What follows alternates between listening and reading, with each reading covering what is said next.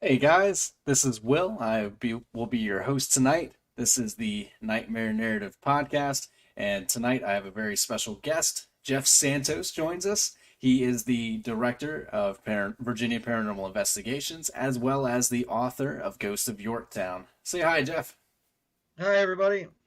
and welcome back to the show, Jeff. How was your Christmas? Oh, it was good, good. Yeah, thanks for having me back again. I spent Christmas up in Delaware, visiting my dad. Just he and I, my daughter. So it was a quiet Christmas, but it was a good time. We did some cool things over Christmas, too, over the break that we had. We went out and checked out this Randonautica app for the first time. Yeah, I was going to ask for the people that haven't seen your video yet. What kind of evidence did you guys get, or what kind of things did you guys see? I wouldn't say anything solid. From the times we've tried it, it seemed to be maybe 50-50. Mm-hmm. We tried it in Yorktown though, we didn't have anything to do one night. We're like, everyone's on lockdown. Let's go walk around Yorktown and try this Randonautica. Um, there were some interesting things, Now, keep in mind Yorktown. It's significant to Linda for one. Because she grew up around there. So we asked it to take us to a place that was significant to her, and it completely missed on that. Um, One of the questions we asked though was take us to a place that was significant in the battle. Now, Yorktown, it's hard to go anywhere that's somewhere isn't significant in the battle. You know what I mean? Yeah. So it's kind of a broad question. But it was interesting because it put the point right out on the water where the Coleman Bridge is. And this is the point where Cornwallis tried to escape. He tried to get his men and get us across to Gloucester where he had reinforcements. And if he had made it across, the battle might have turned out completely different. But this storm came out of nowhere, flipped these boats over. It was said that thousands of men were washed into the river, and he was forced to stay in Yorktown and surrender. Yeah, it's So, basically like an act of God, just kind of yeah, being like, yeah, nope, you're not going to win today. yeah, absolutely, absolutely. So that was the one interesting point that we had. Others were just kind of questionable. Hmm. But it seems like it's a fun thing more than anything else. You know what I mean? It just kind of generates a random point. I even tried, hey, let Linda think of something, and I'll generate a random point in my head. She won't tell me what she thinks about, Hmm. and I'll take her out there and show how this is somewhat significant to what she was thinking about. I wasn't exactly able to do it. I took us out to Valley Road, the head of Valley Road, and she's like, Yeah. "Well, I wasn't thinking anything about this. I was thinking about this little, dog that growled at me up here." And I was like, "Yeah, but what if after he growled at you, he ran around a Valley Road? That's why this is significant."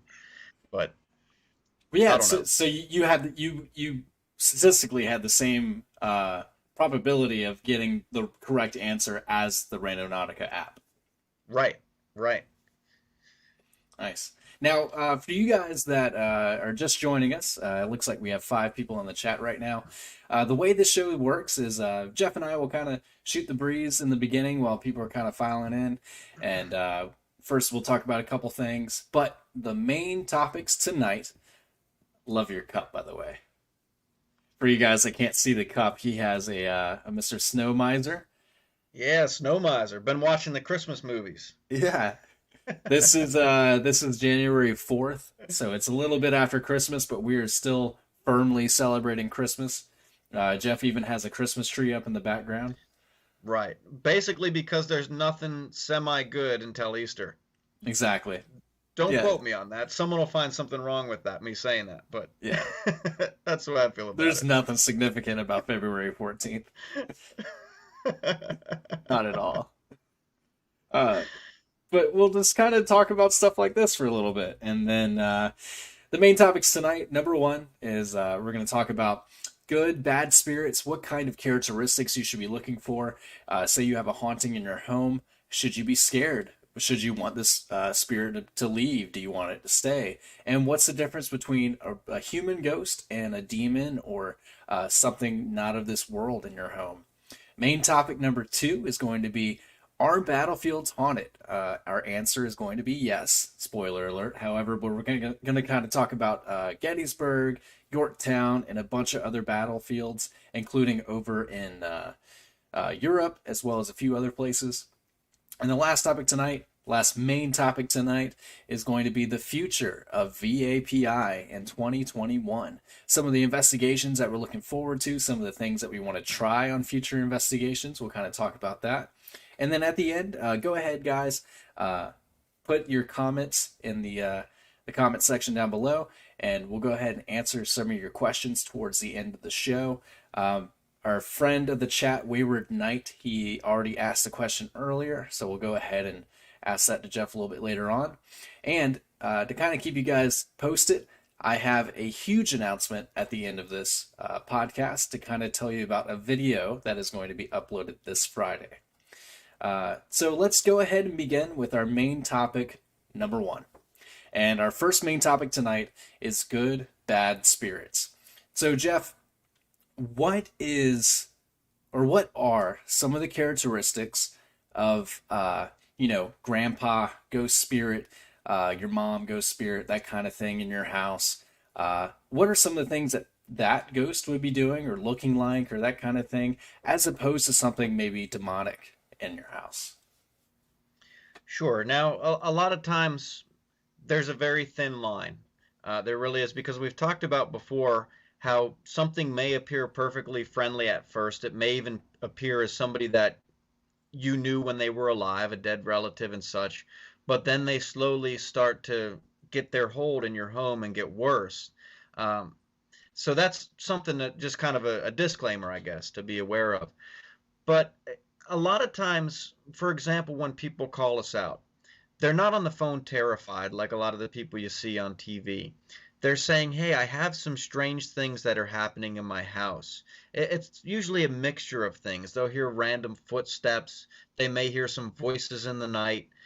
Even once in a while, it may be something physical that's not very aggressive, but like a tugging at the blankets or a knocking on the door, something like that.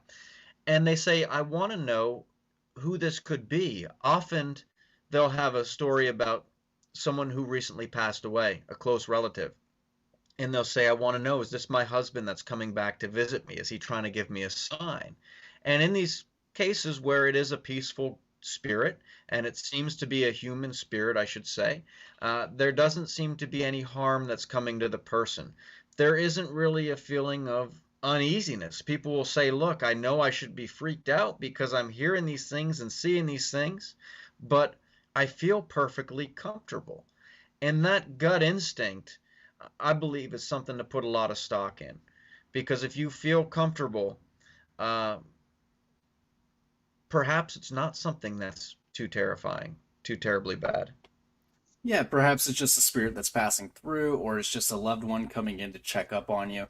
It doesn't necessarily mean that just because there's a ghost in your house that you need to be pushing it away or that kind of thing. Maybe it's there to tell you something. Maybe it's there to kind of guide you along your path, and it knows something. I know that we've had instances where there was a family member, like a mom or dad, that would show up whenever either someone would pass away or someone was sick. It was kind of a harbinger of, hey, this is about to happen. And it was a way for some of the people that claim to be mediums or psychics or could tap into that other realm. They could be able to see, oh, okay, I need to go talk to my mom or my dad or my brother or sister, because they're either about to pass away or grandma's about to pass away. So I need to be with them, because whenever they see this spirit, that means someone in the family is about to pass. So there's some spirits that come into your life that either signify something or a symbol for something. A lot of people will see them in their dreams, that sort of thing, and they come in different forms. But for the most part, I would say most of the spirits that we come across at VAPI, they're not there to hurt you. They're not there to do anything nefarious.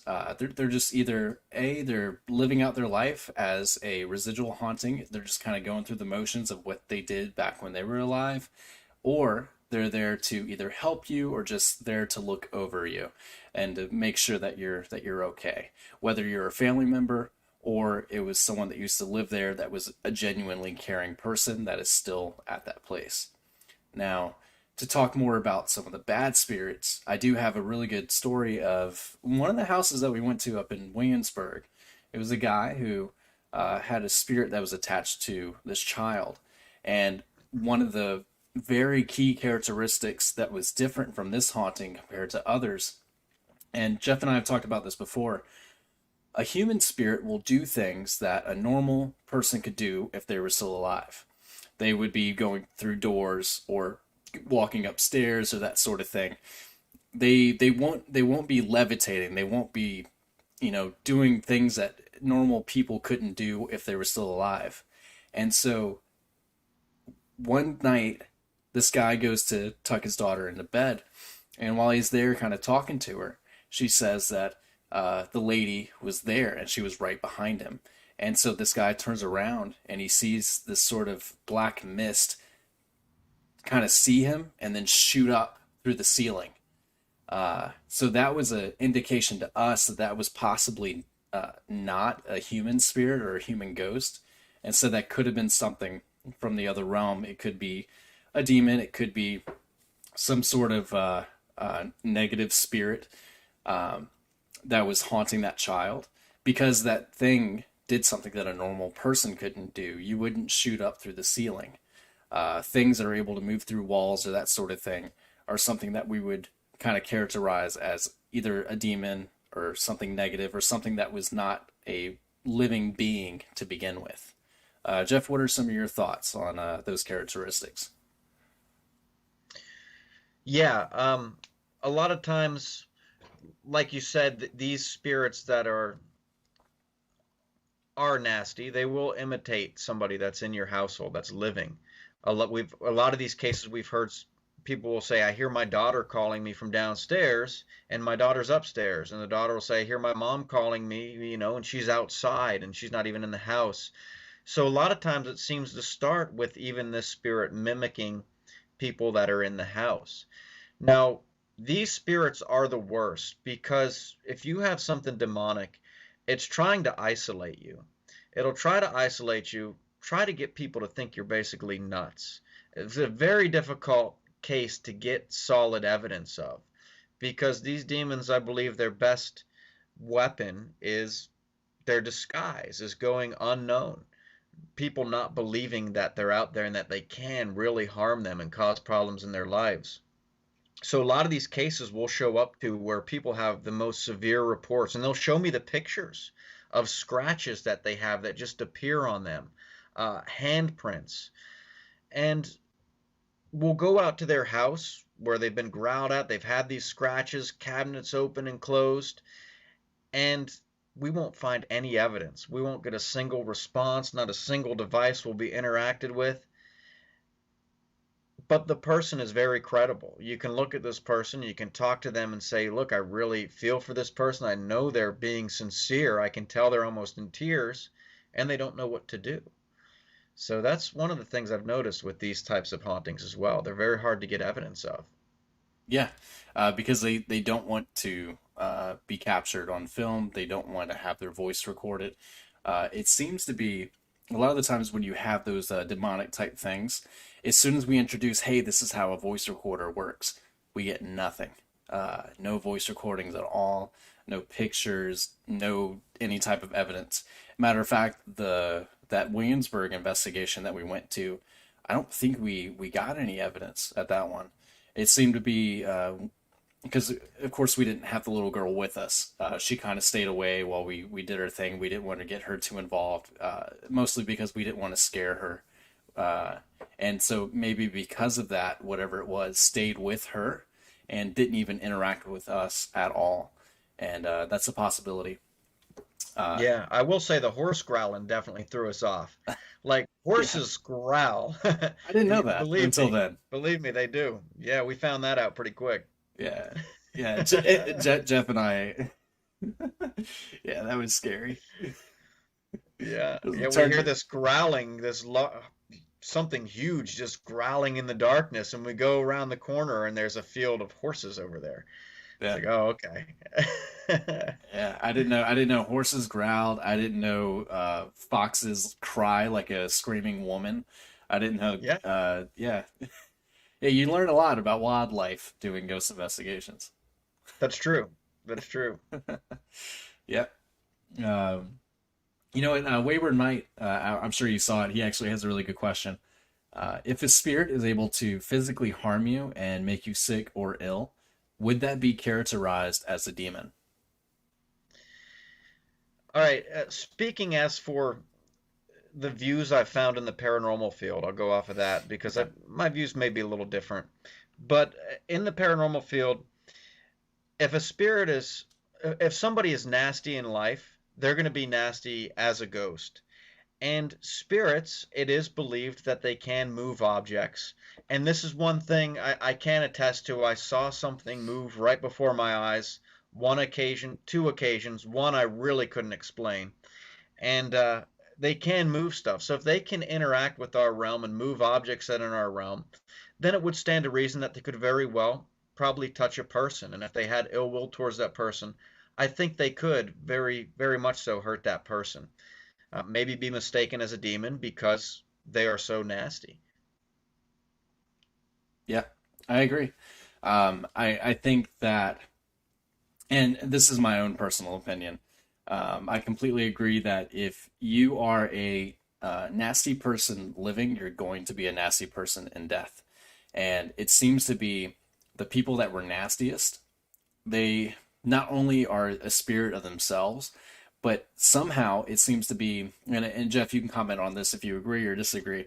It seems like not only does their spirit come back, but it seems like they have some sort of friend with them to kind of carry out some of the negative deeds, or that friend or whatever is attached to that spirit, that negative spirit, and does other negative things as well. It seems to be if there is a negative spirit, it comes in twos. It seems to be whatever it is, there's something else with it. Uh, like we've had instances where you've had someone that was either a murderer or someone that was an abuser, that kind of thing. You'll have the ghost in the house, like we said before, doing normal human things, but then you'll have something else that will do unnatural things, like go through walls or go through ceilings or do things that a normal person couldn't do. And so that's why I say that maybe it has a friend or something else with it, so that way it's able to do things that normal humans wouldn't be able to do, even at death. Yeah, and I think piggybacking on that, you're right on. They do seem to have a friend with them. It seems like anywhere where there's been a lot of negative activity in life, like people arguing all the time, someone that was just a nasty person and mean abuse in the house, it perhaps opens up a doorway for other malevolent spirits or possibly even demons to come through. And I can't believe I didn't think of this when you first mentioned it. There was a case, and this one was, I believed, pure evil. I believe what was there was a demon. And I don't say that about many cases. I'm open to the possibility of either in most of them. In Gloucester, there was a house where there was a murder back in the 90s. And the daughter and her boyfriend and a friend came home. They murdered the father. The boyfriend called him outside, stabbed him, left him there bleeding to death. They murdered the sister. The mom comes home and she's trying to talk the daughter down, and the friend comes out and hits her with some kind of a dumbbell or something and cracks her skull, leaves her there on the floor. Well, they leave. They're heading for the West Coast somewhere, and the mother is actually still alive, crawls across the street to the house across the street, and tells them what happened. They bring her in on the living room floor and lay her down, and they find out, of course, that the other two were dead. The father, when he was stabbed, his lungs filled up with fluid and he couldn't breathe. Now, the house that we were called to investigate was the house that the mother had crawled across to. It wasn't the house where the murder actually happened. Uh, the mother-in-law, they had a lot of activity there. They would hear all kind of strange sounds, but it got to the point where the mother-in-law was getting attacked. She started by seeing this apparition of a young man. She had no idea who this guy was, but she saw his apparition. And at the same time, she saw an apparition of a man who was in his mid 50s. Well, one day, the neighbor across the street that lived in the murder house said, I got to tell you something. I got to talk to you. And she was going to talk to her a little bit about the activity that had been going on. Well, the mother-in-law falls to the floor, can't breathe, calls 911. The cell phone won't go through, it won't connect. She calls her daughter, the cell phone won't connect, but her daughter sees the number pop up and calls 911 and gets the ambulance over there. Her lungs filled up with fluid, just the way the husband's did when he was killed, when he was stabbed. No explanation for it. The doctors couldn't explain it. The apparition she was seeing was the young man who committed the murder, who is still alive and in prison. She was seeing this man's apparition. This living ghost. So, yeah, this living ghost. So and the older man, the middle-aged man, was actually the father who was killed. Now these are all at her house, not even where the murder took place. The whole cul-de-sac was haunted. The lady that lived in the murder house said you would not believe the stuff that happened here. The house next door to her, they just stopped in the middle of painting the living room, left the buckets there and the plastic down and walked out and moved to Florida, won't even sell the house. So they called a priest out. The priest walks down into the basement where the guy said this seems to be like where a lot of it radiates from for some reason. I think it's because it's close to the land and the land itself absorbs some of that energy. The priest walks down in the basement, stands on the carpet at the bottom, and throws the holy water. He won't even go into the basement. He comes upstairs and says, "You need to get out of this house. This house is empty. There's nothing here but evil." And this was one of those cases that we went to, didn't get a whole lot. Some interesting things on the spirit box, which is up for debate, right? But that was when we come back and Linda's listening to the audio and something walks by her right here where I'm sitting. She's looking over here, and this figure comes walking out of the kitchen. She just described it as a dark figure, and that thing was there the rest of the night. She said it was there watching her. She could feel it standing in the doorway. So she sprinkled holy water all over the place. She put this Bible playing on Audible and left for work in the morning. And when she came back, she said whatever it was didn't stick around for long. But I mean, that's an example of a case where there was some evil at work, and there's a lot more to it, but probably not enough for, or probably too much for one little segment. It's quite a case. Yeah, and if you guys want to check out that video, if you go to Virginia Paranormal, I believe it's called Murder House I Case believe it Files. is. Yeah. Yeah, Virginia Case or Paranormal Case Files. It's called Murder House. Yeah, Yeah. that's the one. It was Linda and Scott, I believe. Right. Yeah, Right. yeah, And I believe that, like I said, it's not the spirits of these people, but I think the evil that happened there, it just opened up a doorway. And I think this apparition that she's seeing may not even be a living ghost. It may just be the face of evil. You know what I mean? It may be these demons messing with her, trying to get to her and break her down. yeah.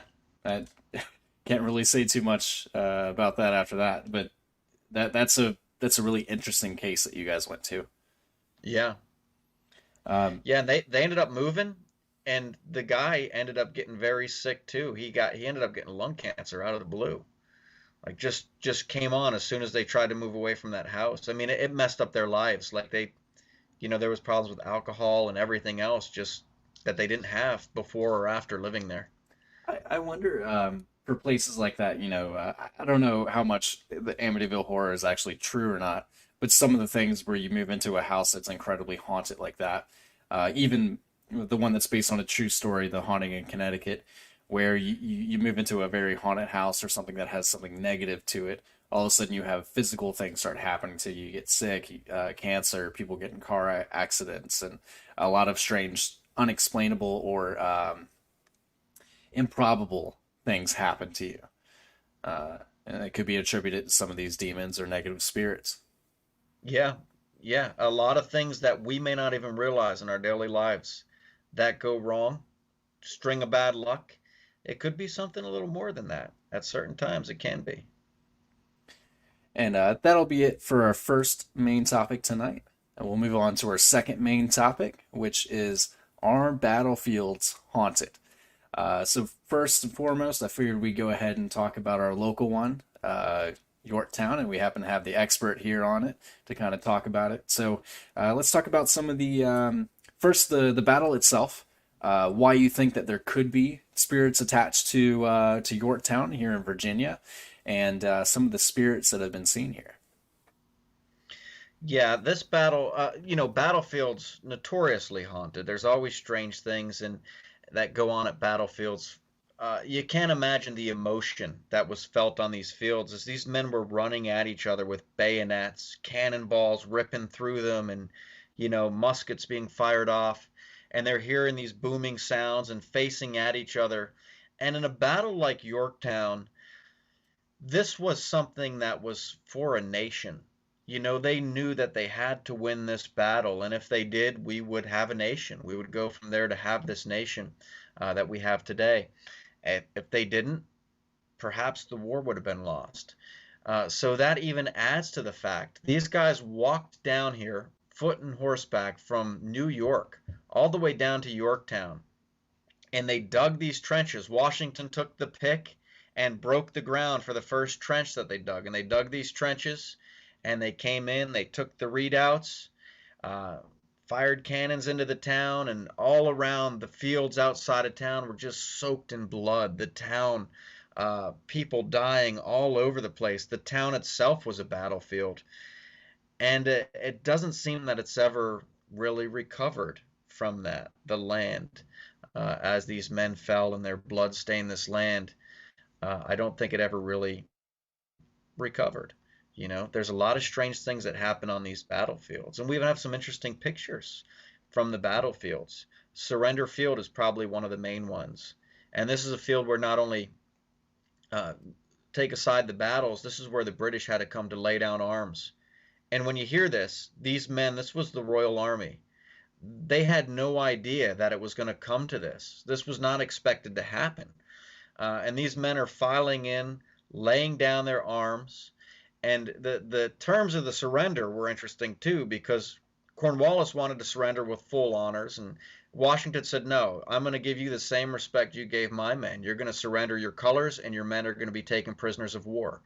So these guys are coming in, alcohol in their breath. Some of them are in tears. This is the way it was written, that it was described.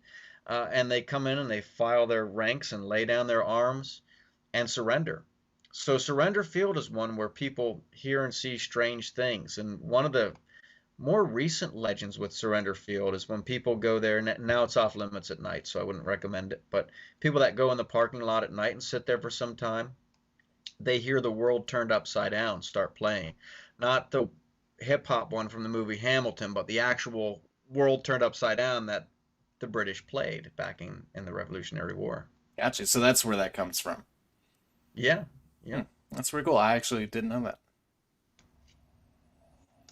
Now, why battlefields? Why would battlefields be haunted? And what types of hauntings should you or do you see at battlefields? I think you could see all types of hauntings of battlefields. And I say that because, for one, not to go back to demons, but they're attracted to blood. Okay? So any land that's been soaked in blood, it's going to attract them. That's just, like I said, that's one of the theories that I've read, or one of the beliefs that I've read. Um, these battlefields, reasons they're haunted, for one, a lot of people died there. Okay, so that's a given. But two, an important thing to take into consideration is how these people died. It was, with the flash of a musket fire. It wasn't necessarily that these people were in their deathbed or expecting to die. Some of them were expecting to come out victorious. They knew they had the chance. But on top of that, aside from the split second death, you got all the emotion, all the adrenaline, all the energy that these men are feeling as they're charging towards each other on this battlefield. And it seems like this is the perfect formula for residual hauntings as well.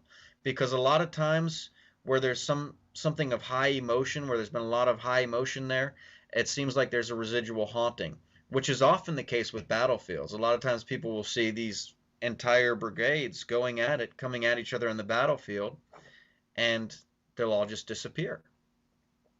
Yeah, at the William Nelson House, that's a good example of one where supposedly, George Washington fires the first shot on Yorktown. The cannonball comes soaring through, crashes through the upstairs or second floor window, and decapitates a British soldier as they're sitting around a table playing a game of cards.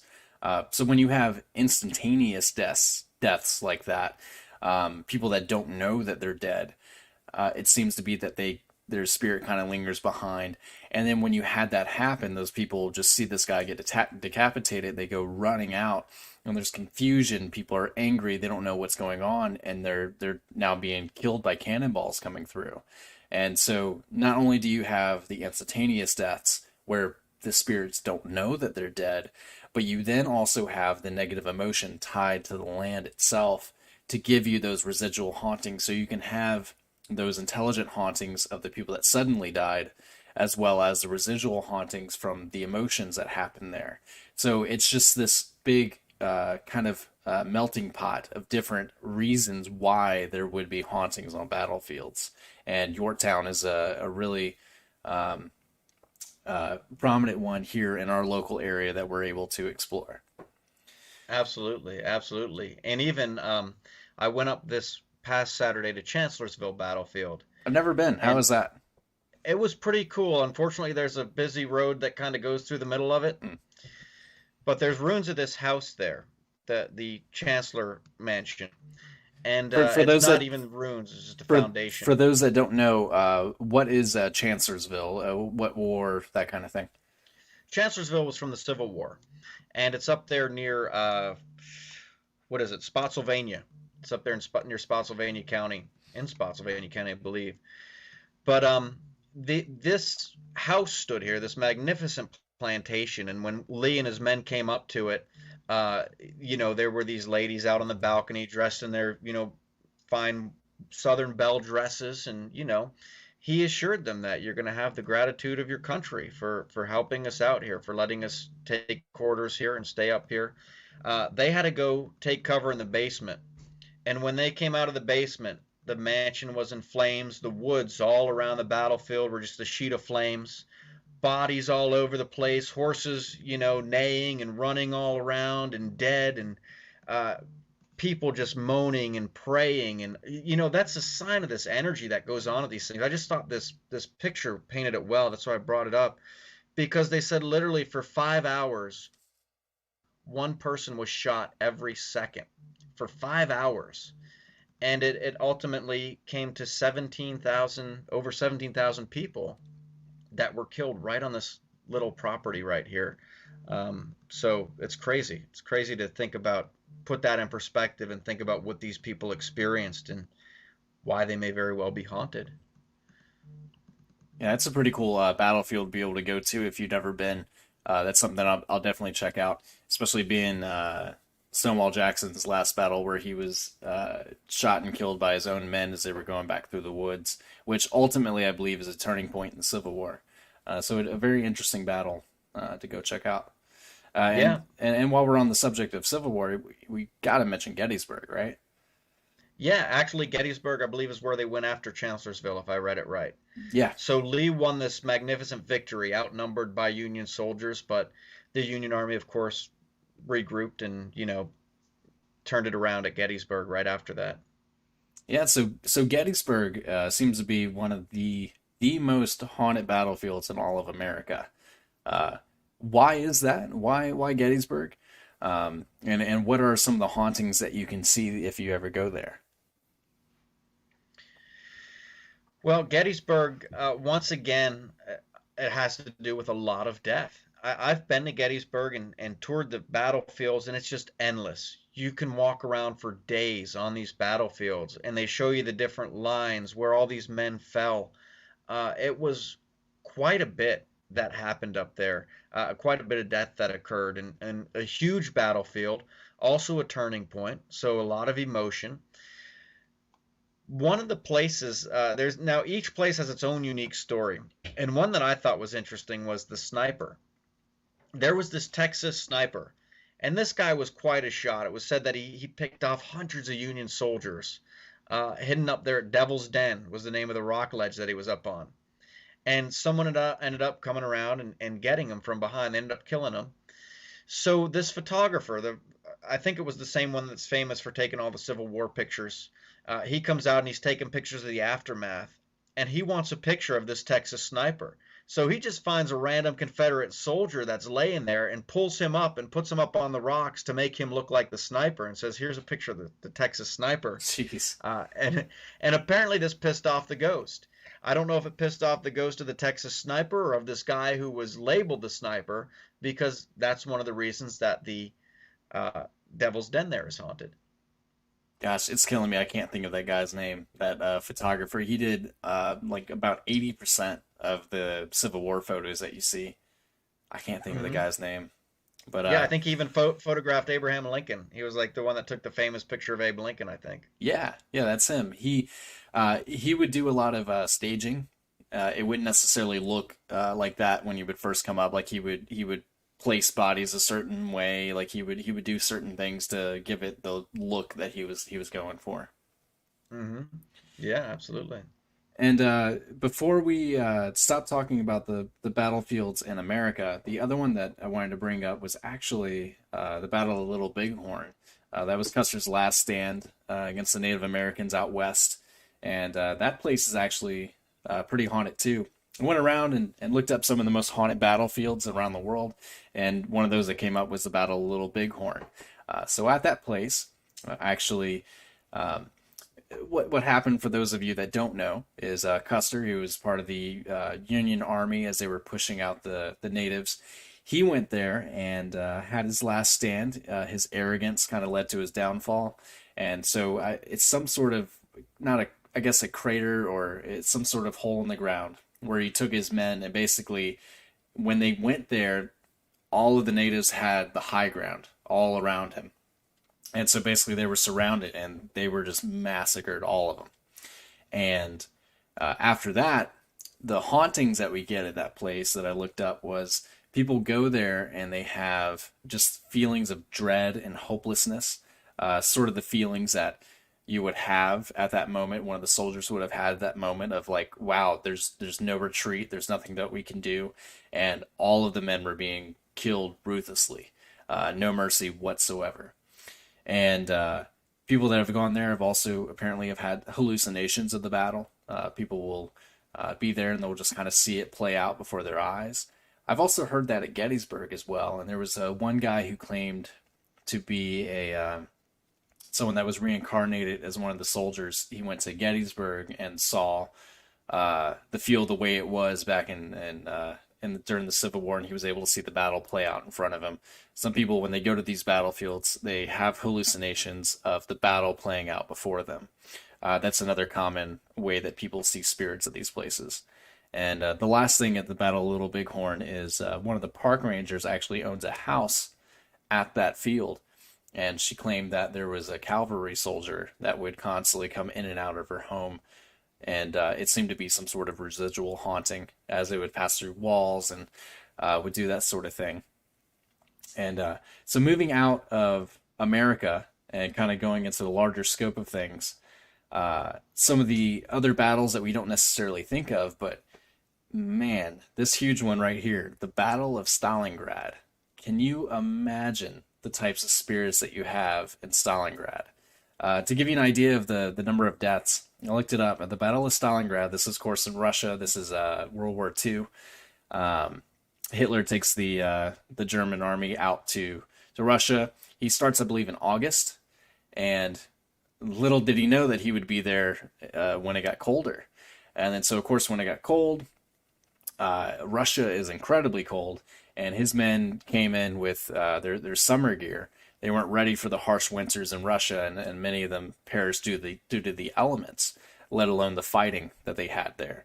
But in the Battle of Stalingrad, which lasted for more than 5 months, there were 2 million people that died in that one city.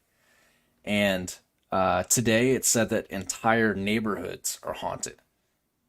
We talk about like one building being haunted here in America, but going to Stalingrad and just having that much death and that much paranormal activity going on, that would be an interesting place to go to. Yeah, that'd be amazing. There's so many places like if you think about because these places too, civilization as we know it has been there a little longer than it has here. They've been countries for a lot longer than we have. So compare all the energy that's been there before, battles that are probably undocumented from way back in, BC even, Yeah. that are not even documented that probably happened in these same areas and on these same grounds that can really contribute to this energy. Yeah, one of the older battles is from 1461. This was in England. It was the English Wars of the Roses. This battle took place in Towton, and 30,000 people died in that little town. And basically, this battle took place during a snowstorm. And it's said that now every 7 years there's a huge snowstorm that hits this town. And if you go out to the battlefield during any of these snowstorms, you'll see the battle take place before your eyes. You'll see the two warring armies going against each other every 7 years during a snowstorm. That's pretty interesting. Definitely love to go see it. And they say that it takes place over the course of 3 hours. So you have a Wow, 3 hour activity going on right in front of you. that's crazy. Why is it every 7 years? I don't know. I don't know what that significance would be. But every 7 years. And then the last one that I have on my list of the most haunted battlefields in the world is this place called, and I'm going to butcher this, I think it's Passchendaele, Belgium. But this is from World War One. It's 1917, where 400,000 soldiers died, and 100,000 of which were never even identified. At the end of the battle, it said that there were over 1 million holes in the ground from artillery shells, and no man's land was completely destroyed. All the trees completely gone. There were so many holes in the ground when it rained and it got so muddy. They actually had to put wooden bridges to go across, and if you were unfortunate enough to fall over or slip, you would die. You would drown. You would fall into this mud and just get sucked in. Uh, but it's said that today, if you go out to that battle, you can see the battle kind of taking place before your eyes. You can see the hallucinations of the battle going on. You can also hear what sounds like horses neighing. You could hear or growling. You can also hear the gunshots, the artillery fire, all of that going on in this small town in Belgium. Yeah, so guys, definitely comment down below some of the haunted battlefields that are near where you live. I'm interested to hear some of those places. I'm sure there's a lot that we've missed, and there's a lot of older battlefields around the world, especially some of the Greco-Roman wars that happened, some of the wars in China, Japan, that sort of thing. That'd be pretty interesting to hear, and sometime in the future we'll probably do a main topic on just those battles specifically. And so we'll move on to our final main topic tonight, which is the future of Virginia Paranormal Investigations. What does 2021 hold for VAPI? What are some of the investigations that we're possibly looking forward to? What are some techniques that we want to try moving forward? What types of videos are we looking to make? And I'll kind of pass that along to you, Jeff. Yeah, well, as of now, we're looking at a lot of residential investigations, which are the ones that we call where we go out to people's houses. We stay fairly booked up with them all the way to the end of March. We got people in the books, so we're looking forward to getting out to those. And some of them, most of them, they're all over. Some of them are local, but usually it gives us the chance to travel and meet some cool people and perhaps put together some gas grub and ghost videos, do some obnoxious bites while we're out there. Can't wait. That's always a good time. Yeah. We definitely, I think some things we want to try is we've learned, of course, and sometimes the circumstances don't permit it, but I'd like to advocate for more observation of a location that we investigate. I'd like to set up cameras and monitor this place for as long of a period of time as these people will let us. Because a lot of times with us going in and doing EVP sessions and spirit box sessions, when we do that, we do get some activity, but there's a lot of times that these rooms aren't monitored. So that's one thing we want to do is try to monitor a little better so that if something does happen, we can capture it. We want to make some solid EVP sessions. We don't get a lot of EVPs. They're kind of rare, and when we do get them, sometimes it can be questionable. So we want to make sure that we have the area well documented and well monitored while we're doing the EVP sessions so that we get some good solid evidence. Of course, there'll be another expedition, I'm sure. We're still looking to get on that Dogman expedition uh, somewhere up in Pennsylvania where there's been a lot of sightings of Dogman, but that depends on COVID and if they'll let us up there and such. Because COVID lurks out in the forest, so camping is sometimes a no-no. Um, but also, uh, we'll look forward to a few more of the perhaps paranormal shakedown. I don't know. Um, we've been talking about that, and it's a interesting concept. I think the paranormal shakedown. It's where we go to places where there's been unsolved murders and see if we can get any evidence as to what happened or who the perpetrator was. But we used to do this with Kyle. Can't make any promises that we'll see Kyle back on there, but yeah, we'll see what happens with that. Should be a good time. Yeah, that's the one that's right above my head right there. Yeah. Paranormal Shakedown. So one of the more popular videos that you guys did, that was of course the Parkway murders. That was featured up there. Yes, absolutely. Yeah, so definitely check that one out. What is that video title? I believe it's the Colonial Parkway Murders. I think that's the title of the video. Yeah, It's been a little while since we did it. I think that was summer of 2019 is when you Yes. guys did that. Yep. Yeah, so that would have been almost 2 years ago we did that one, and it's a pretty cool thing, you know. I know there's other people out there I found recently that do that sort of thing. Um, I didn't know there was at the time because the way it kind of came about is there was this production company that was looking at a paranormal pitch, and they're like, "Hey, um, what if we do something like this?" And it fell through. So a couple years later, we were like, "Well, maybe we should try to do something like that because it seems like a cool idea." Yeah, you started a trend, and no one gives you any respect for it. Yeah, All right, maybe, there's maybe. at least like three or four TV shows that are nothing but that, and Jeff was the pioneer. Oh, is there? Yeah, yeah, I think it's and I think it actually takes your case files name. I think it's called Paranormal Case Files. No, get You, out of here. That's not a I thing. swear, you need to trademark it before anyone else takes it.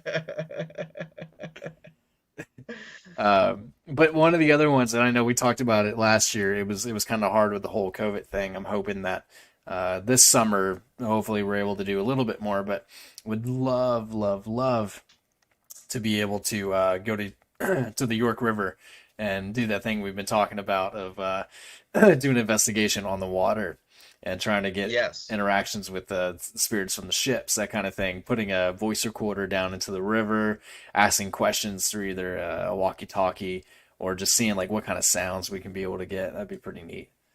I think it would, and I'd like to go with a canoe. Yeah, Uh, Unfortunately, I don't think Linda really trusts my canoeing skills. I trust it. But yeah, see, so I think we can talk her into it, and getting out in a canoe on the York River, it sounds pretty safe. Yeah, it worked out for Cornwallis. Yeah. It'll work out But for us. also, there's a place we want to get to around here, not too far from here. There's a place called Bell's Oyster Gut, I and haven't heard that's that. where, if you've ever heard of the legend of Dolly Mammy, Yeah, yeah, Dolly's Mammy, recently.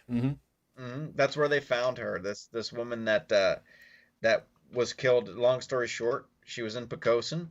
She was going out to get the cows in because her daughters would not help her. So she disappeared in this flood, in this storm, and they find her the next morning with her foot sticking out of a sinkhole at Bell's Oyster Gut. Now, her spirit apparently haunted that family for some time, and some claim that she still haunts generations, the descendants that are still around today. So I don't know if that all is true, but I've heard some pretty solid reports about the hauntings of this. It's a pretty good one. So I'm glad you brought that up. Actually, you don't know about this, but last week Renee and Jack asked me a question of if we were able to go to that place. So Renee, Jack, and I went out there, and it's gated off because the actual house is part of public waterworks now, I believe, or it's now privately owned as of late. But I'm trying to figure out to get a way to be able to go out there and get permission and stuff at the actual house that they stayed at. But I believe that where it said that her body was found, you can be able to go out there, no problem.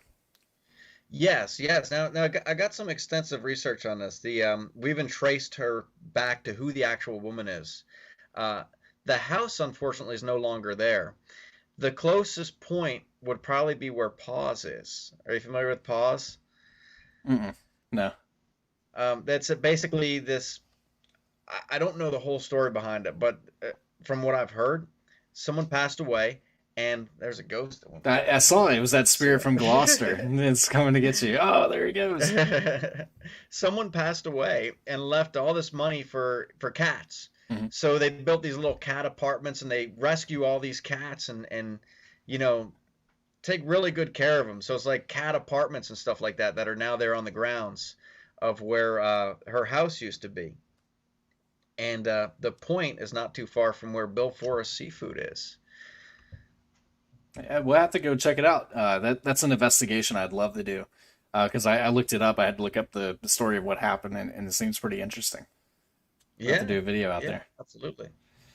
And yeah, so we'll have that going on. I definitely want to go to the Dismal Swamp. I think there's a wildlife management area where you kind of canoe out to this private section, this little piece of land. I would love to do that too. There's where the canoe comes in again. See? Yeah, see, we gotta get a canoe. I have a canoe. Yep. I have a canoe. You have a truck. We just got to get Linda aboard. Hey, let's go ghost hunting in the water. Come on now. You bring the canoe, I'll bring the truck. Let's do it. It's gonna be a good time.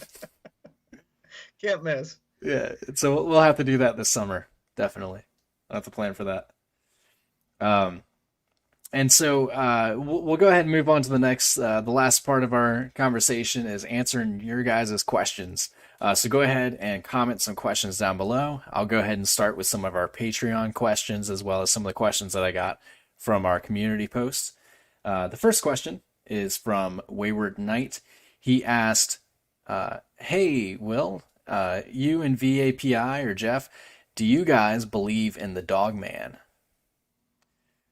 Of course we do. Yeah, we're going on a Dogman expedition. Right. We were going to do it. I believe we planned it for March, and dang it, that's when the shutdown happened. So we weren't able to go. We weren't able to go do that in March in Pennsylvania. But I'm really looking forward to that because the Dogman is a very interesting cryptid. For those that don't know, what is the Dogman? The Dogman is basically kind of what it sounds like. It's not like the werewolf, No, from it's not a what I've werewolf. read. It's more like an upright canine. Now there, it sounds crazy. Like when you mention Dogman, I know it sounds crazy, but when you look into this, there are countless reports. Like there are almost more reports of Dogman than there are of Bigfoot. Yeah. It's crazy, and they go way back to colonial times that people have seen this dog man, especially up in that area of Pennsylvania where we were talking about going. So I'm I'm open to the possibility that he's out there.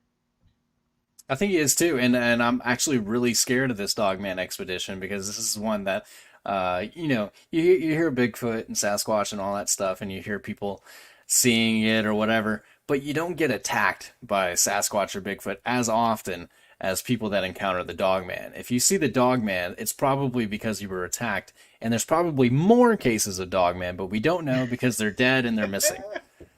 So See, no, I thought about that, right?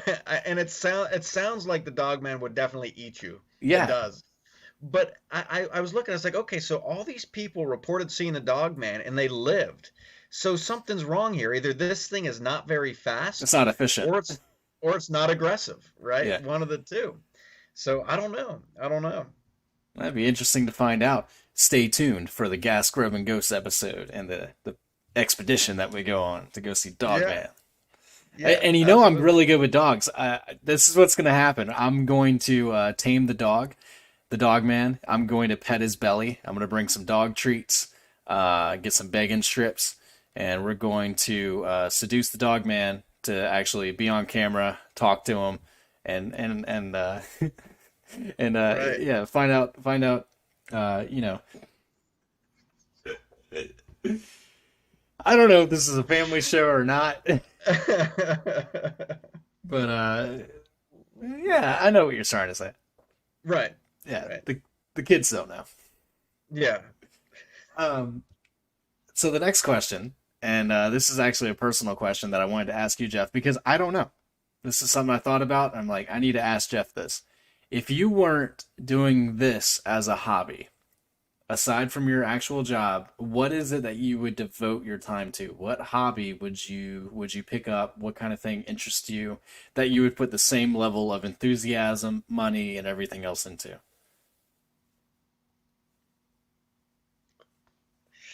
Put you on the spot. Uh, man. Matter of fact, if you want to think about that for a second, I'll go ahead and tell you mine. Yeah. Yeah.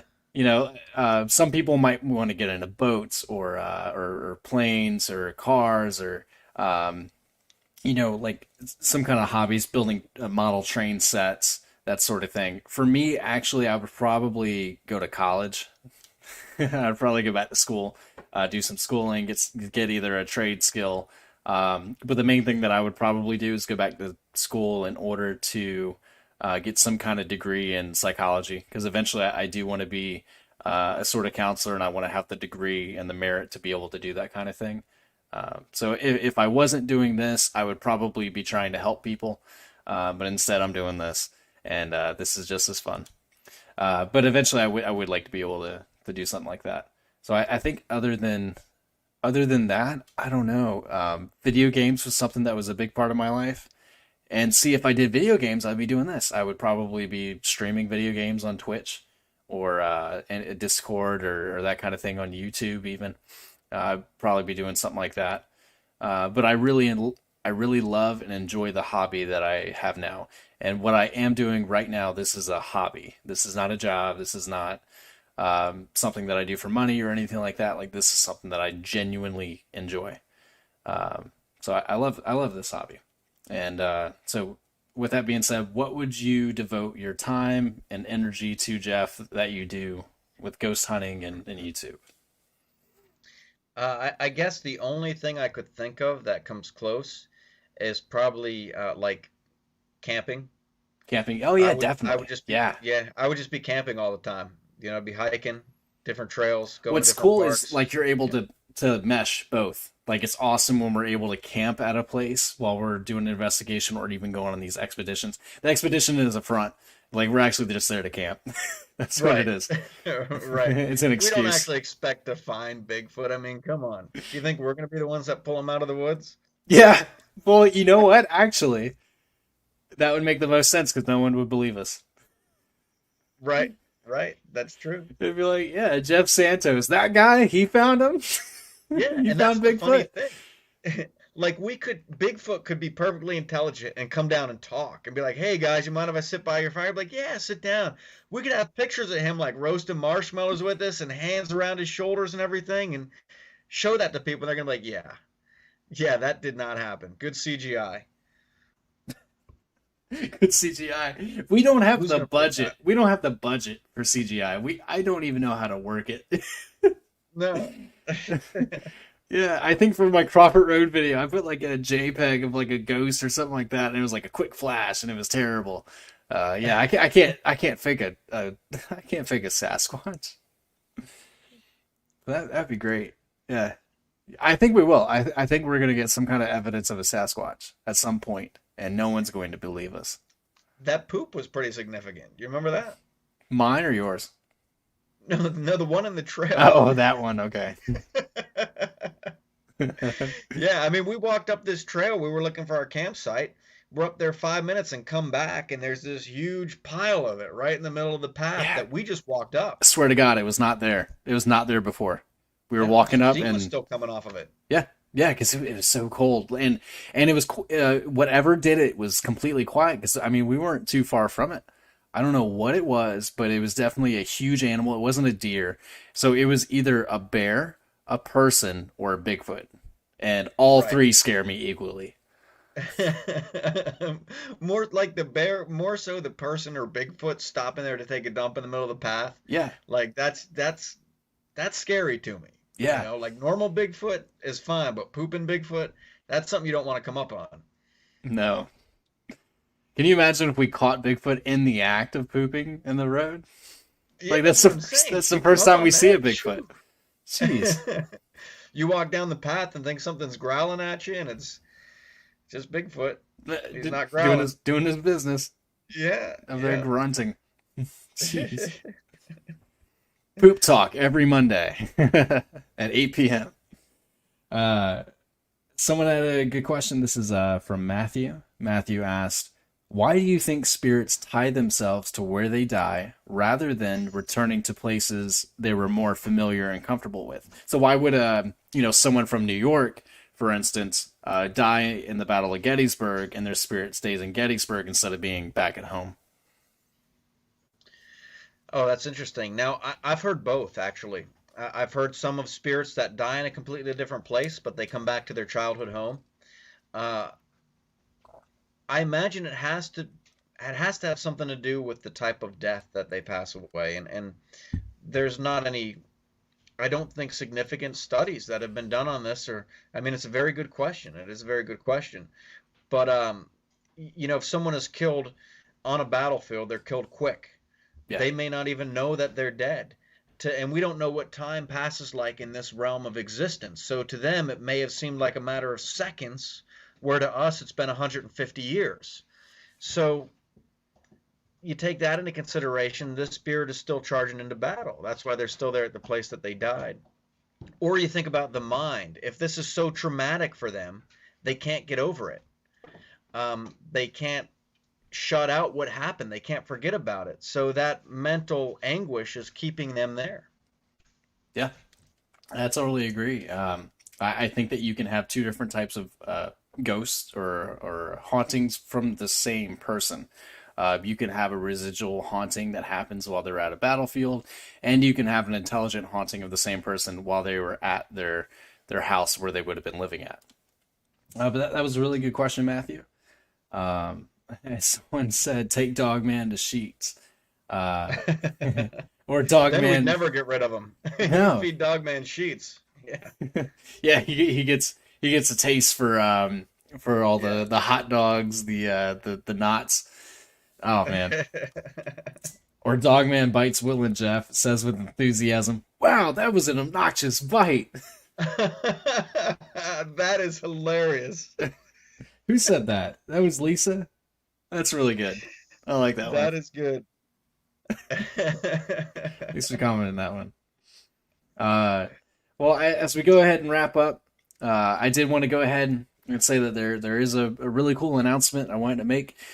So this Friday, I will, and I've put it to myself, I'm going to go ahead and upload this video, something I've been working on. It's going to be a choose your own adventure horror video. And so what's going to happen is I have a story that I've written, and the first video that gets posted, I'll tell the story, and then at the end of the story, you decide what the person is going to do. So at the end, there's going to be two video clips. You click on which one. Say, for instance, the story ends and it says, is the person going to go upstairs or are they going to go in the living room?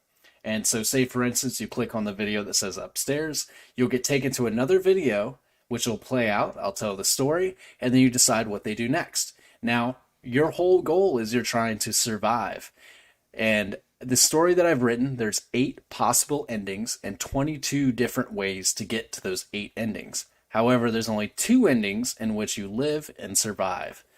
So that video will be posted on Friday. It'll be an immersive thing, and I hope that you guys really enjoy it and let me know what you think about it. And that's something that I'll do moving forward if you like that type of video. I saw Mr. Nightmare did it a while back. I think it was like 2 or 3 years ago around Halloween. He did a really cool video where it's like a 2-minute thing, and then you click on the video, and it takes you to another one depending on how you respond to the situation. I died many times, and I think you guys might enjoy it. So, cool. I'll have that posted this Friday. That sounds like quite an undertaking. How long did it Yeah, take you to do something like that? hang on one second. Let me grab the notebook. Let's see.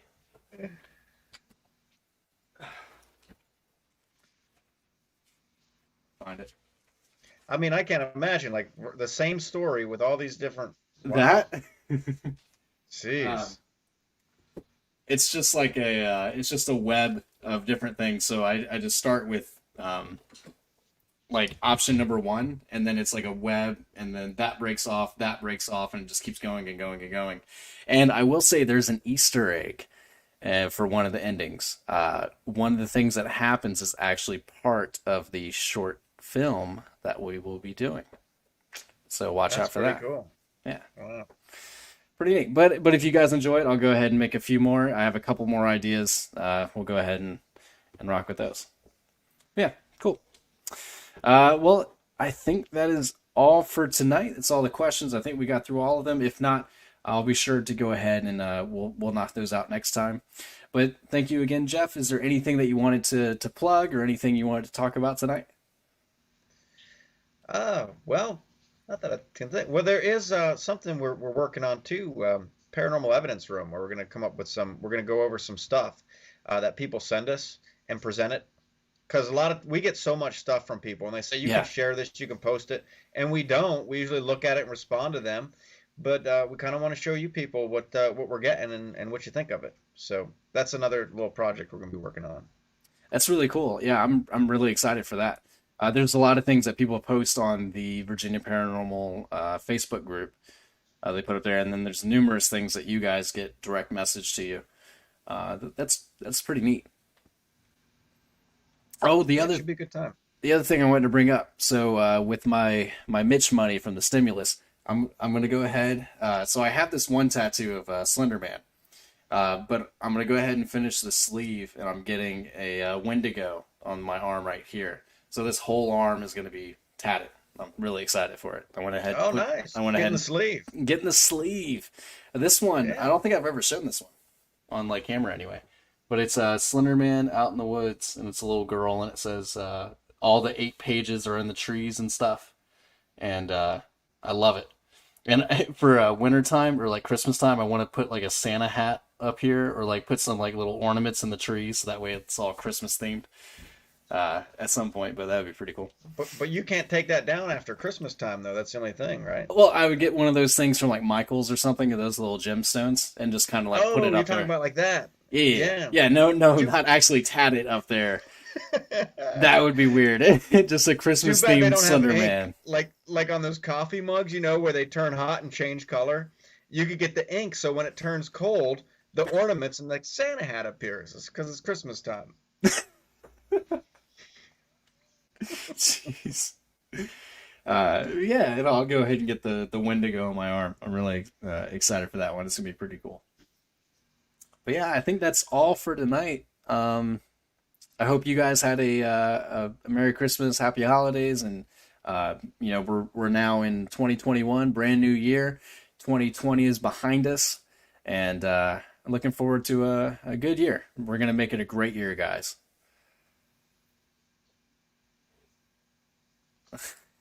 Matthew. Anyway, you guys have a great night. Thank you so much for tuning in and watching us. This podcast is every Monday at 8 p.m. Every other Monday is going to be joined by Jeff as we talk about the past weekend of events, and we kind of let our food digest from Gas Grub and Ghosts, and we answer your questions and talk about some really cool topics as far as paranormal goes, or anything topical, anything scary. And so thank you guys so much for joining us, and we'll see you next time. And as always, sleep well. Bye, guys. Good night.